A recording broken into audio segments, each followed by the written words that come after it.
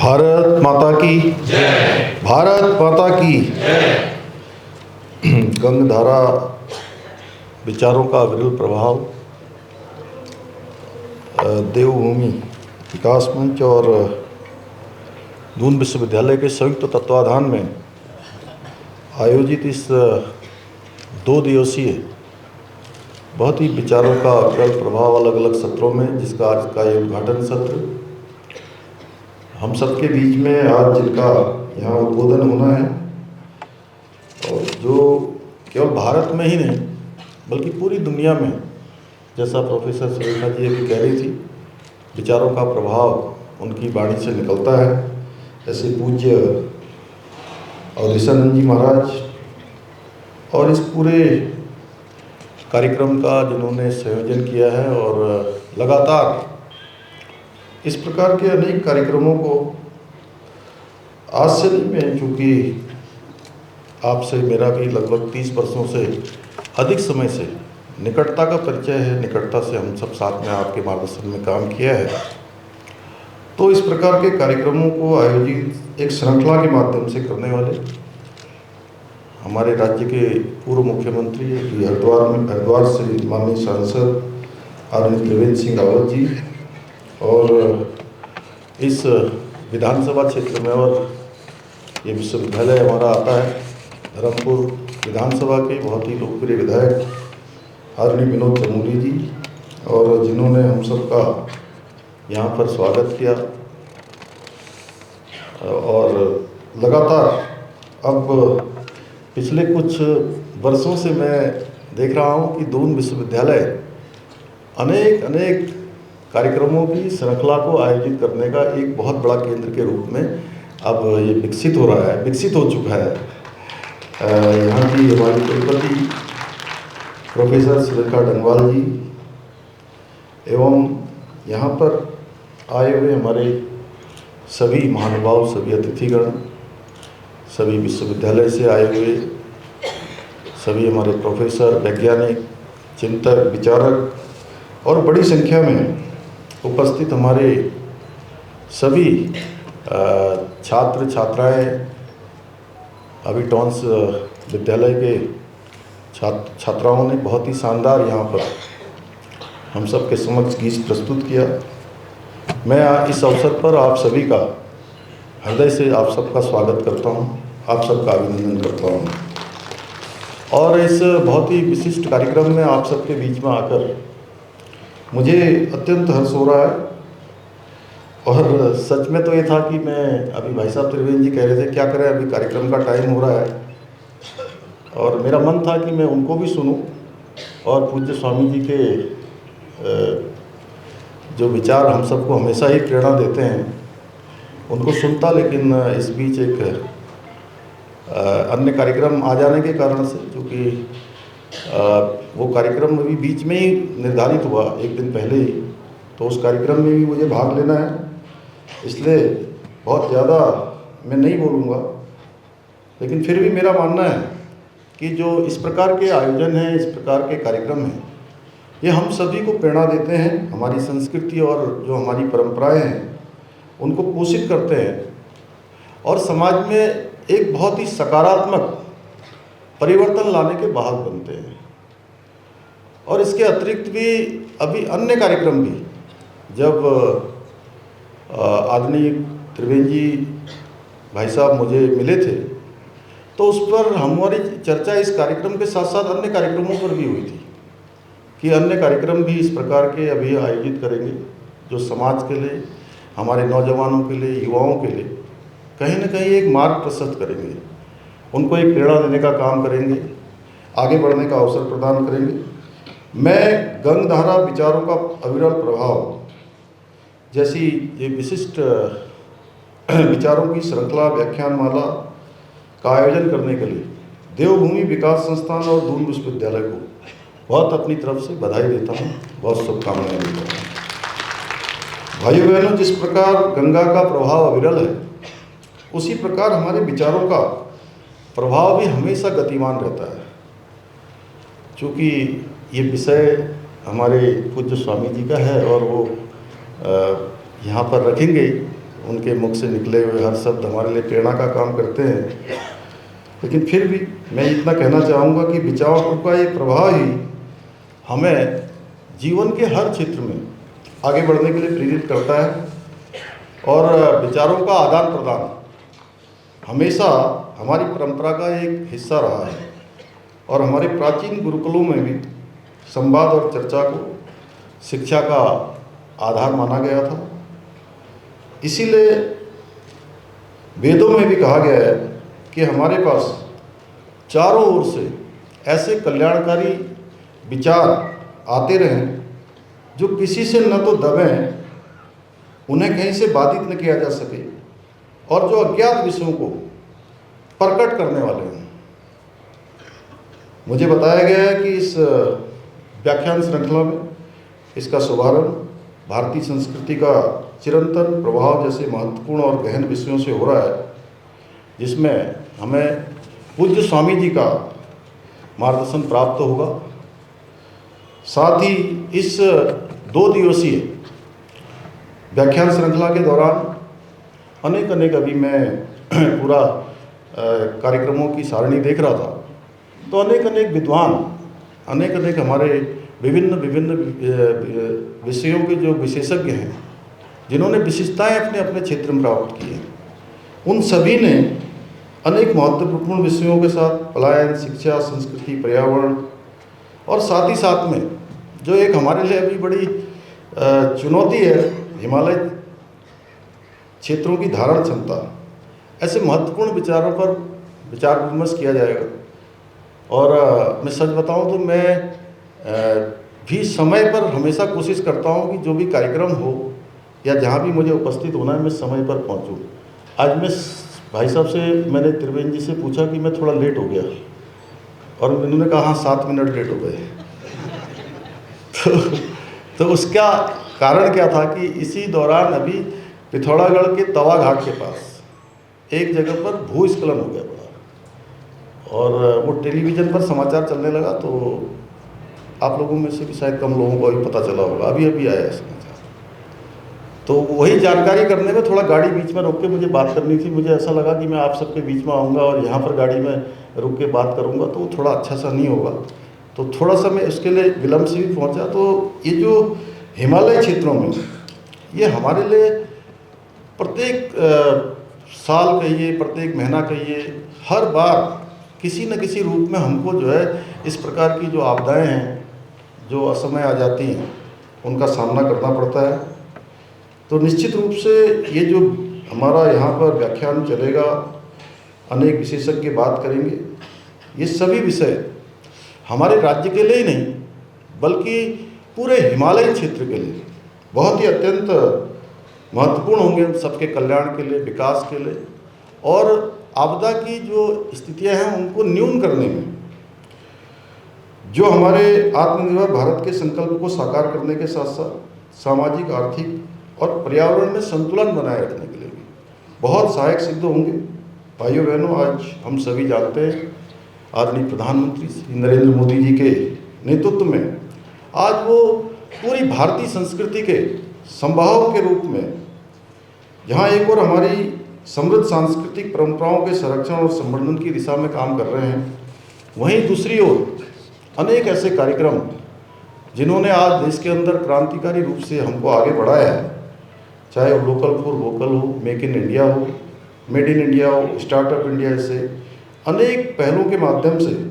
जो आत्मनिर्भर भारत का स्वप्न है उसको साकार करने के लिए भी ठोस कदम उठा रहे हैं।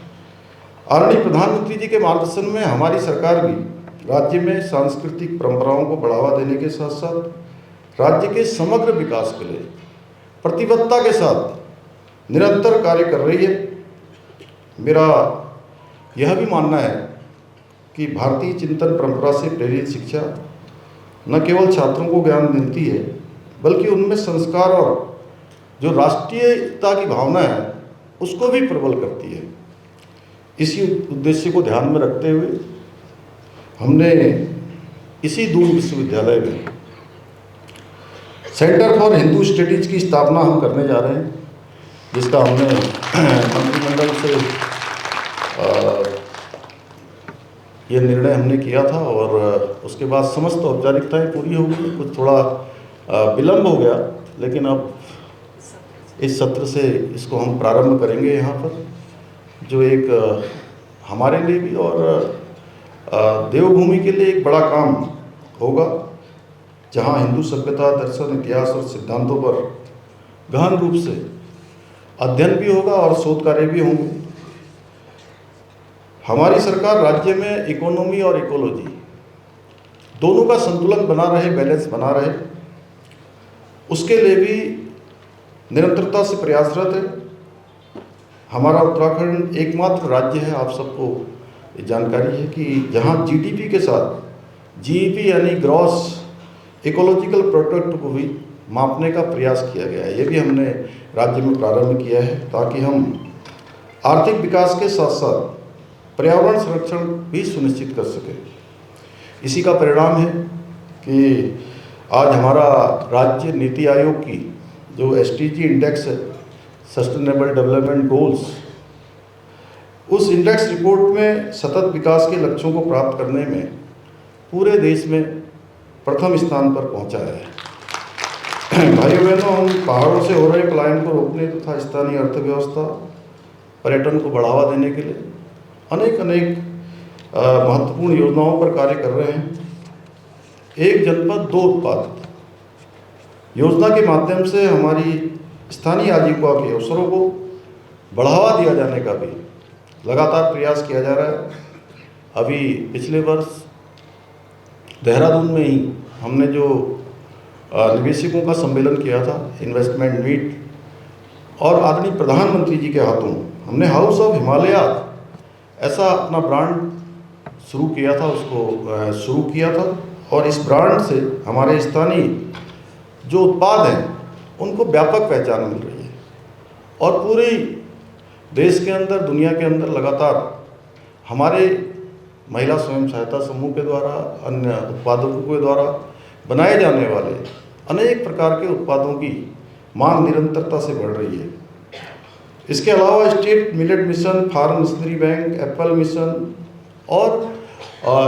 पिछले वर्ष हमने बहुत सारी नई नीतियां भी हम प्रचलन में लाए हैं, चाहे पर्यटन नीति हो, फिल्म नीति हो, होम स्टे मॉडल हो, बेड इन उत्तराखंड जैसी योजनाओं के माध्यम से हम अपनी स्थानीय अर्थव्यवस्था को मजबूती प्रदान करने का कार्य भी कर रहे हैं। इन योजनाओं ने न केवल रोजगार के अवसर बढ़ाए हैं, बल्कि पर्यटन और कृषि के क्षेत्र में भी नई संभावनाओं के द्वार खोले हैं। इतना ही नहीं, हम राज्य में कई ऐतिहासिक निर्णय भी हमने लिए हैं। हमने देश में पूरे राज्य को एक गौरव प्राप्त हो गया। अभी पूज्य स्वामी जी मुझे पूछ रहे थे कि आपने जो समान नागरिक संहिता और हमारी संयोग से सुरेखा जी भी, जो देश की आज़ादी के बाद हमको ये गौरव प्राप्त हो गया कि हम पूरे देश के अंदर समान नागरिक संहिता का कानून लागू करने वाले पहले राज्य के रूप में बनने जा रहे हैं। उसकी आप ड्राफ्ट बनवाने वाली कमेटी की मेंबर रही। मैं कमेटी के लोगों का भी बहुत अभिनंदन करता हूँ। बड़ा प्रयास पूरी कमेटी ने किया है। शत्रुघ्न सिंह जी उसके अध्यक्ष थे, वो जस्टिस रंजना प्रकाश देसाई जी अध्यक्ष थी, शत्रुघ्न सिंह जी और सुरेखा जी, मनु जी और हमारे अन्य लोग, इनके सहयोगी गणों बहुत प्रयास करके वो ड्राफ्ट बनाया। तो वो भी हमको जो है जनवरी 2025 से पूरी तरह से हम उसको लागू कर देंगे। हाँ, यह है कि कई बार अवसरों पर मुझे इस दौरान बार बार पूछा गया कि उसमें विलम्ब क्यों हो रहा है, तो हम बहुत सारे उसमें प्रावधान कर रहे हैं, बहुत सारा सरलीकरण कर रहे हैं और ऐप भी बनाया है। उसका एप्लीकेशंस अलग अलग तरीके से बने हैं, जिसमें बहुत सारे कामों के लिए हमको दफ्तरों के चक्कर लगाने पड़ते थे। अब दफ्तरों के चक्कर भी नहीं लगाने पड़ेंगे और घर बैठे ही सारी सुविधा सबको प्राप्त हो जाएगी। तो इसलिए इसमें कहीं कोई छोटी मोटी भी कमी ना रहे, इसलिए थोड़ा सा उसमें समय लग रहा है, क्योंकि उसमें हज़ारों लोगों को ट्रेनिंग भी दी जाएगी। अभी ट्रेनिंग का भी काम चल रहा है, उसका भी नियोजन हो रहा है। इसके साथ ही हमने प्रदेश में देश का सबसे प्रभावी नकल कानून भी लागू किया है, जिसका परिणाम हुआ है कि लगभग पिछले 2.5-3 वर्षों में 19,000 से भी अधिक युवाओं को सरकारी नौकरियां प्राप्त हुई हैं। और इतना ही नहीं, और एक भी प्रकरण ऐसा नहीं आया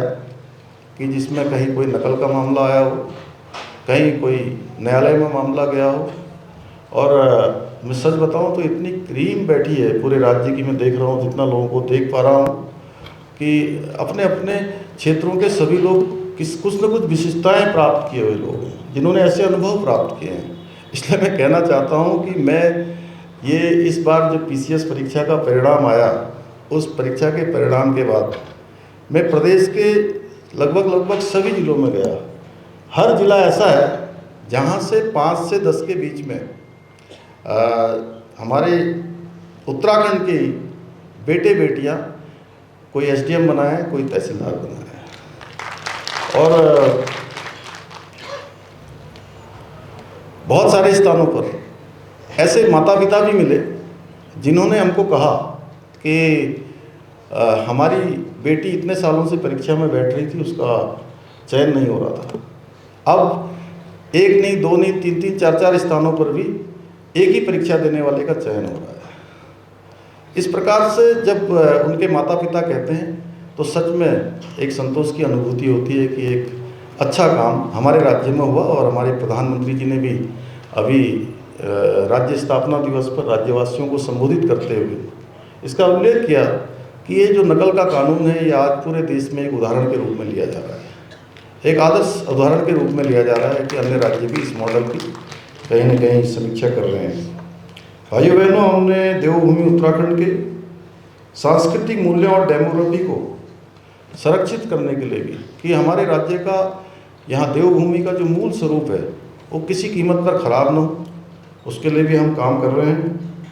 हमारा संकल्प है। इसी संकल्प के साथ हमने लैंड जिहाद, लव जिहाद और हाल ही में कुछ घटनाएं थूक जिहाद की हुई थी, ऐसी घृणित मानसिकता के खिलाफ भी कड़ी कार्रवाई के साथ ही हमने प्रदेश में एक सख्त धर्मांतरण का कानून भी लागू किया है।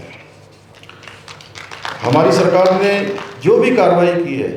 बहुत बार अवसरों पर ये होता है कि ये कहा जाता है कि आपने किसी को टारगेट करके काम कर दिया, तो मैं आप सब विद्वानों के बीच में कहना चाहता हूँ कि हमने किसी को टारगेट नहीं किया है, हमने अतिक्रमण हटाया। मैंने हमेशा कहा कि देवभूमि उत्तराखंड के अंदर सब लोग एक दूसरे के साथ बहुत प्रेम प्यार से रहते हैं, आपस में सबके बहुत अच्छे संबंध हैं, लेकिन सरकारी ज़मीनों पर अतिक्रमण करना, ये किसी भी कीमत पर कोई भी कब्जा करना, कोई भी इसको अच्छा नहीं मानेगा। हमने उसी अतिक्रमण को हटाया है।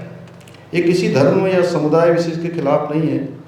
बल्कि प्रदेश की जो सांस्कृतिक एकता है, सामाजिक सद्भाव है, उसी को बनाए रखने के उद्देश्य से उसको आगे बढ़ाया है। इसके साथ ही हम प्रदेश में एक सख्त भू कानून लागू करने की दिशा में भी कार्य कर रहे हैं, जिससे राज्य के मूल स्वरूप के साथ खिलवाड़ करने वालों के खिलाफ भी सख्त कार्रवाई सुनिश्चित की जा सके। भाइयों बहनों, हमारी सरकार पूर्ण प्रतिबद्धता के साथ उत्तराखंड को देश का अग्रणी राज्य बनाने के लिए विकल्प रहित संकल्प के मूल मंत्र के साथ निरंतरता से कार्य कर रही है। मुझे पूरा विश्वास है कि अच्छा होता कि स्वामी जी के विचारों को मैं भी सुनता, उनसे प्रेरणा लेता। फिर भी 2 दिवसीय जो व्याख्यान श्रृंखला है,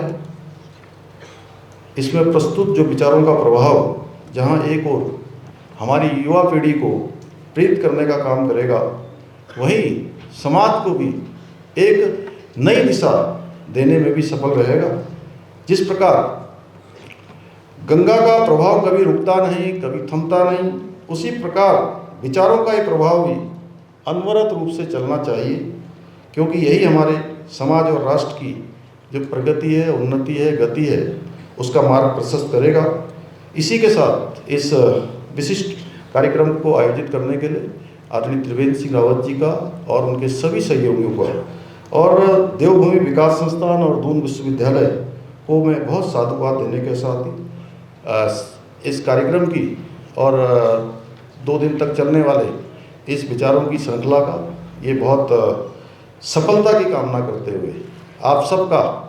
धन्यवाद करते हुए अपनी बात को समाप्त करता हूँ। बहुत बहुत धन्यवाद।